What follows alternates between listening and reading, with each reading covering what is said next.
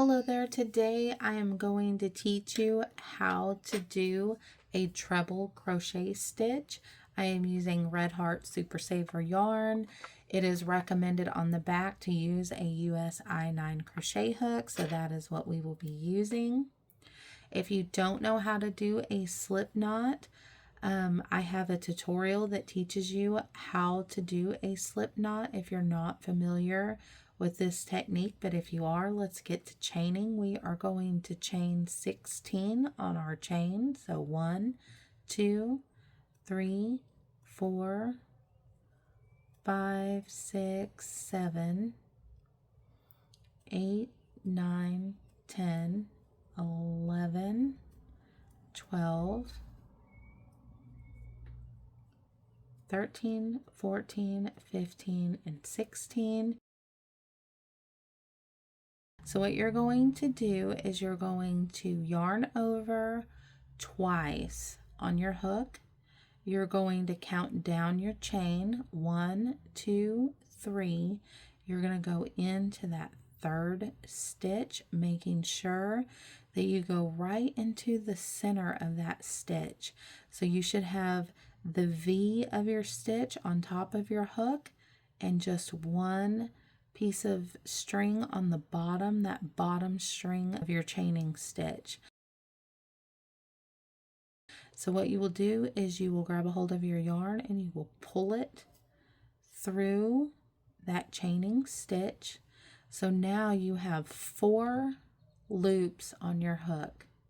So you are going to yarn over and pull through the first 2. You're going to yarn over and pull through the next 2 loops. Now you have 2 loops left. You're going to yarn over and pull through those last 2 loops. So then you're going to yarn over 2 times. Then you're going to go into your chaining stitch, making sure you go right through the center. You're going to pull your yarn back through that chaining stitch. You have 4 loops on your hook. You are going to yarn over, pull through those 2, yarn over, pull through these 2, yarn over, and pull through these 2 loops. So you're going to yarn over twice again. This is a very fun stitch to do. It also makes your work up very quickly.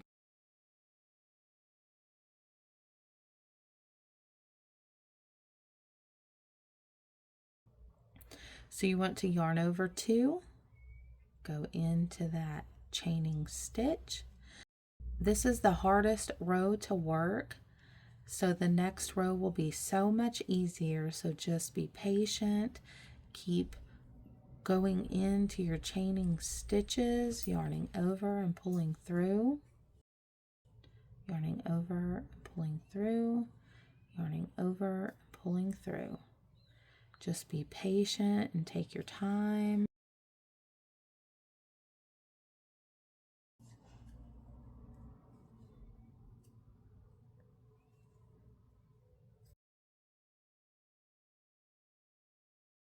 Making sure that you're not missing any stitches on your chain as you work across. Make sure that you're keeping your tension consistent. And you can hold your yarn any way you like, but I like to wrap it around my middle finger and over the top of my index finger. To me, that is the most comfortable, but you can hold your yarn any way that you want to. Whatever way helps you control your tension.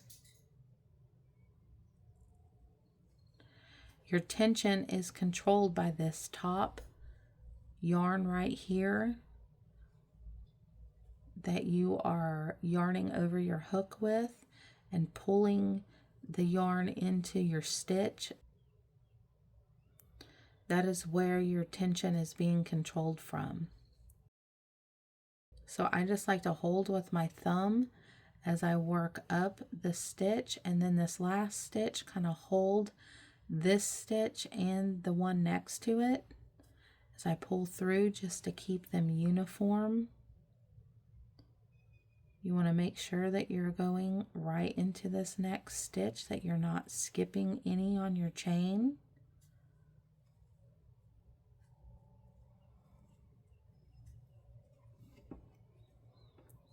Make sure you're yarning over twice before you start working the stitch.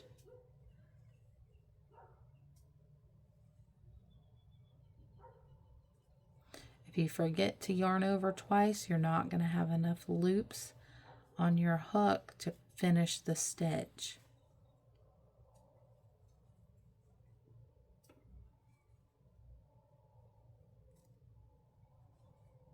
So just keep yarning over twice, working into your stitch.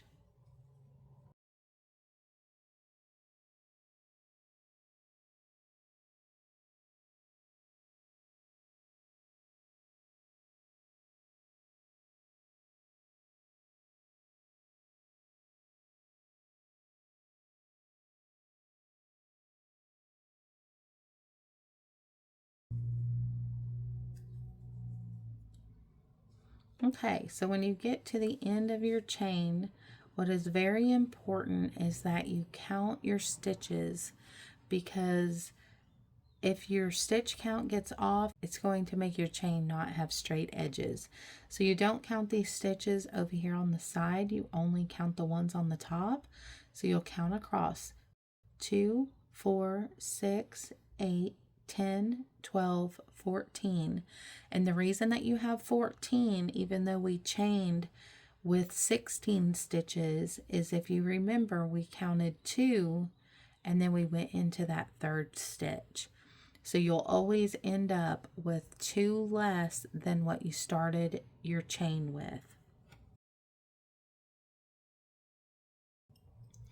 So what you're going to do is you are going to chain 3, because this is a treble stitch, and then you will turn. Make sure that your tension is correct before you start. So you will yarn over twice, go into this first stitch. You don't want to go into your chain. You want to make sure it's that first stitch. Your stitches, if you see them, they look like V's on top. So you just want to go right underneath that V, pull it through, then yarn over, and go through those 2 loops, and then yarn over and go through those last 2 loops. So then you will yarn over twice, go into that next stitch, yarn over and pull through 2 loops, yarn over and pull through 2 loops, yarn over and pull through those 2 loops. So if you look at your edge here, you should have a straight edge on this end, and this end is still kind of curved because we have not got over there yet. So we'll just continue to work across.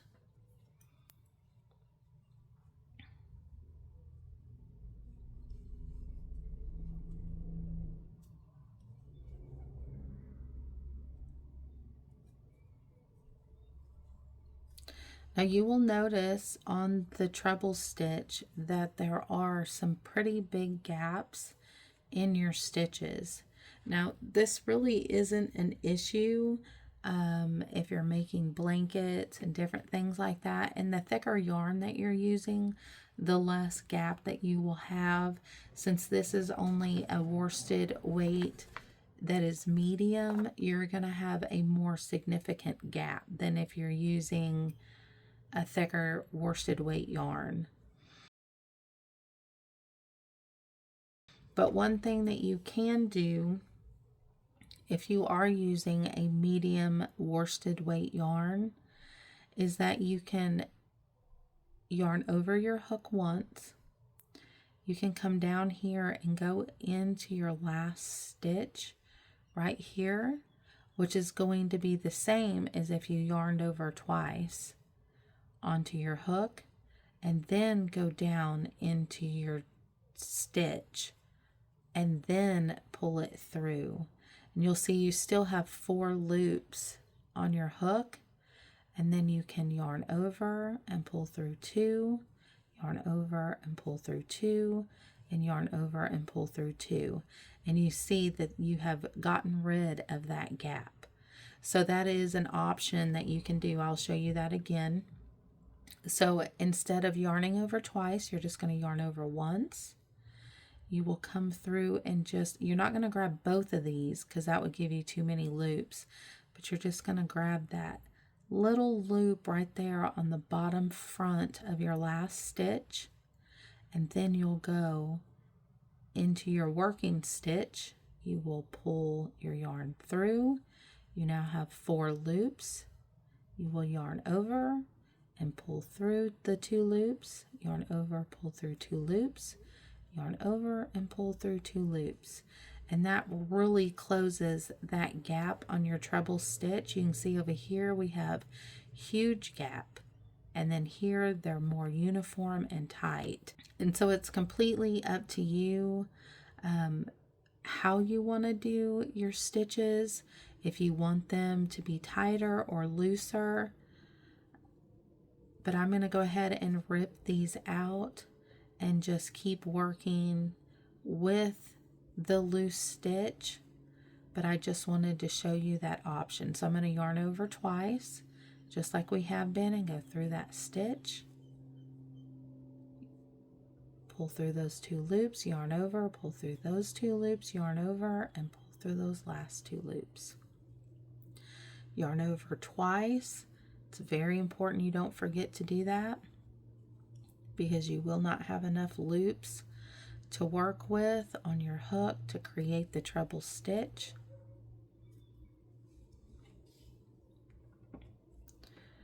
And so we're just going to continue to yarn over twice, go into our stitch, yarn over and pull through, yarn over and pull through, yarn over and pull through. Adjust your tension as you need to. We're just going to keep working along our chain. So you can see it's so much easier than that first row that you did off of your foundation chain. That is the hardest row to work. But you do want to make sure that your tension is staying the same, and you want to master this stitch working a small swatch like what we're doing right now before you use this to do a blanket or anything that's large work, because what's going to happen is if you don't master this stitch and if you don't master your tension, you're going to be working along making a giant project, putting all of these hours and work into it, and you're not going to be satisfied with how it looks when you're finished. And your finished look is so important when it comes to crocheting. So it's smarter to start with smaller swatches and really get your tension down, really learn that stitch before you start a big project, because there's nothing more frustrating than getting done and not being satisfied with how it turned out. And so here we want to make sure we go into this last V right here on the top. We do not want to get into our chain 2, because that will mess up our finishing edge.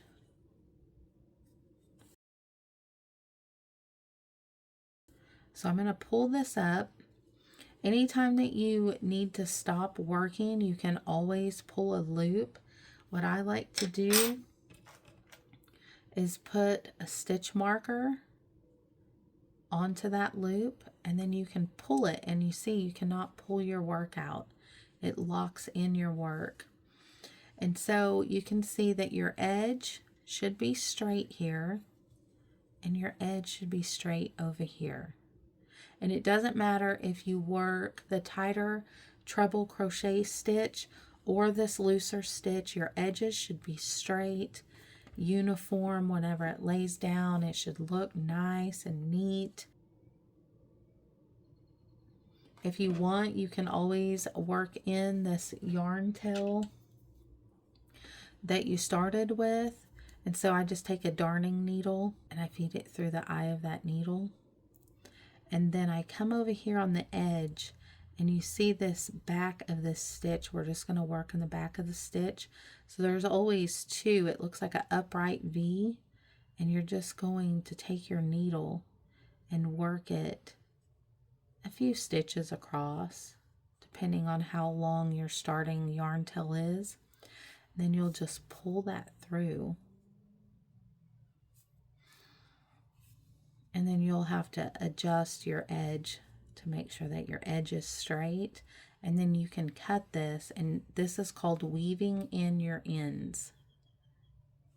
And then whenever you are done with making as many chains as you need to, how you finish your work, we call this finishing off. But what you do is you do not chain on your last row that you're finished with. What you will do is you will yarn over and you will pull it through. You will cut your working yarn tail that's connected to your yarn. I'm not going to cut mine because this is not a piece that I am going to keep. But if I was, I would cut this and then I would pull until that cut in goes all the way through, and it would create a knot right here on the end. And then you would do the same thing that you did with this starting yarn tail. You would just weave it through the back end of these stitches, and you would hide your yarn tail. So I hope that this tutorial has taught you how to do a treble stitch and how to control your tension, and of course how to make those beautiful straight edges.